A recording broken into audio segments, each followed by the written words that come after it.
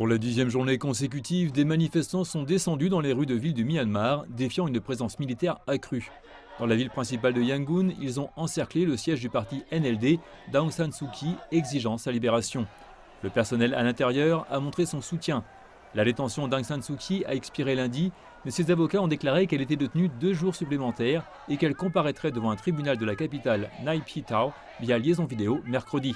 Ils ont déclaré qu'ils n'avaient pas eu l'occasion de la rencontrer, ni d'autres politiciens détenus. Nous essaierons de rencontrer à nouveau Aung San Suu Kyi, mais pour l'instant ils ne sont pas ici, ils ne sont pas autorisés à être ici et il n'y a pas non plus de visioconférence disponible. Donc il n'y a pas eu d'occasion de les rencontrer du tout. Aung San Suu Kyi fait face à des accusations de possession d'appareils de communication illégaux, des talkie-walkie utilisés par son personnel de sécurité. Les manifestants ont exprimé leurs revendications malgré un avertissement, selon lequel de longues peines et de fortes amendes s'appliqueront à ceux qui font obstacle ou incitent à la haine envers les puissances militaires. Mère Suu Kyi devra bientôt faire face à des accusations au tribunal, conformément à leur loi militaire. Mais elle est sous ce type d'action de la part des militaires depuis 1988. Comme elle représente la justice dans ce pays, je crois qu'elle peut très bien s'en tirer.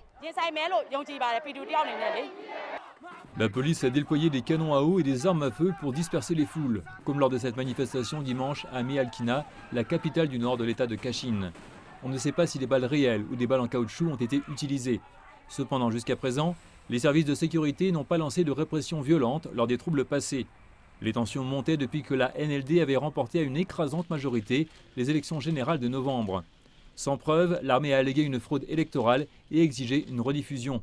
Le chef militaire, le général Min Aung Hlaing, a déclaré que de nouvelles élections se tiendraient avec ce qu'il a appelé une commission électorale réformée, tandis qu'un état d'urgence d'1 an a été imposé.